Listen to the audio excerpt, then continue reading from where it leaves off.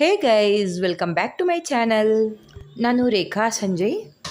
ಬೆಳಿಗ್ಗೆ ಎದ್ದು ಕೂಡಲೇ ಮಕ್ಕಳನ್ನು ರೆಡಿ ಮಾಡೋದು, ಅವರಿಗೆ ಲಂಚ್ ಬಾಕ್ಸ್ ಪ್ರಿಪೇರ್ ಮಾಡೋದು, ಜೊತೆಗೆ ಬ್ರೇಕ್ಫಾಸ್ಟ್ ರೆಡಿ ಮಾಡೋದು ಎಲ್ಲನೂ ಒಟ್ಟಿಗೆ ಮಾಡೋದು ತುಂಬ ಕಷ್ಟ ಆಗ್ತದೆ.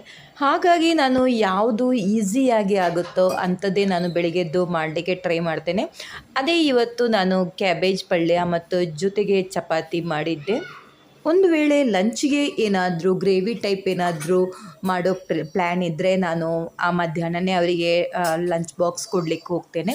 ಇಲ್ಲಾಂದರೆ ಇದೇ ಹೀಗೆ ಸಿಂಪಲ್ಲಾಗಿ ಬೆಳಗ್ಗೆನೇ ಮಾಡಿ ಕೊಟ್ಬಿಡ್ತೇನೆ. ಇದು ರಾಜಸ್ಥಾನಿ ಸ್ಟೈಲಲ್ಲಿ ಪಲ್ಯ ಮಾಡ್ತಿರೋದು. ಇದು ಈಸಿಯಾಗಿ ಆಗುತ್ತೆ. ರಾಜಸ್ಥಾನಿ ಸ್ಟೈಲಲ್ಲಿ ಪಲ್ಯಗಳೆಲ್ಲ ಈಸಿಯಾಗಿ ಆಗುತ್ತೆ. ಈ ಕಡೆ ಕರ್ನಾಟಕದ ಕಡೆ, ಸೌತ್ ಕಡೆ ಎಲ್ಲ ಜಾಸ್ತಿ ಟೈಮ್ ಹಿಡಿಯುತ್ತೆ. ಯಾವುದೇ ಪಲ್ಯ ಆಗಲಿ ಸಾಂಬಾರೆಲ್ಲ ಮಾಡೋದು ತುಂಬ ಟೈಮ್ ಹಿಡಿಯುತ್ತೆ. ಆದರೆ ಆ ಕಡೆ ರಾಜಸ್ಥಾನಿ ಕಡೆ ಎಲ್ಲ ಪಲ್ಯ ಎಲ್ಲ ಈಸಿಯಾಗಿ ಒಂದು 10 to 15 ಮಿನಿಟ್ಸಲ್ಲಿ ಆಗೋಗುತ್ತೆ. ಇಲ್ಲಿ ನಾನು ಕ್ಯಾಬೇಜ್ ಪಲ್ಯ ಮಾಡ್ತಿರೋದು ರಾಜಸ್ಥಾನಿ ಸ್ಟೈಲಲ್ಲಿ.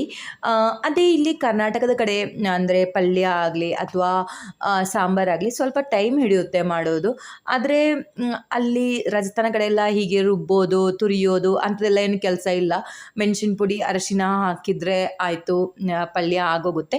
ಆದರೂ ಒಂದು ಒಳ್ಳೆ ಟೇಸ್ಟ್ ಬರುತ್ತೆ ಅಷ್ಟೇ ಹಾಕಿದ್ರು, ಏನು ಮಸಾಲೆ ಹಾಕದಿದ್ರು ಕೂಡ.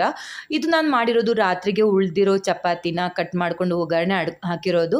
ಇದನ್ನು ನಾನು ಮೊಸರಿನ ಜೊತೆಗೆ ತಿನ್ನೋಕ್ಕೆ ಕೊಟ್ಟಿದ್ದೆ ಬ್ರೇಕ್ಫಾಸ್ಟಿಗೆ ಮಕ್ಕಳಿಗೆ. ಮತ್ತು ಲಂಚ್ ಬಾಕ್ಸ್ ರೆಡಿ ಆಯಿತು. ಇವರಿಗೇನು ಈಗ ದೊಡ್ಡವರಾಗಿದ್ದಾರೆ ಮಕ್ಕಳು, ಹಾಗಾಗಿ ಸ್ನ್ಯಾಕ್ಸ್ ಏನು ಬೇಕಾಗಿಲ್ಲ. ಚಪಾತಿ ಮತ್ತು ಪಲ್ಯ ಸಾಕಾಗುತ್ತೆ. ಓಕೆ ಗೈಸ್, ಇವತ್ತಿನ ವಿಡಿಯೋ ಇಷ್ಟವಾದಲ್ಲಿ ಲೈಕ್ ಮಾಡಿ, ಸಬ್ಸ್ಕ್ರೈಬ್ ಮಾಡಿ. Thank you for watching. Bye, love you all.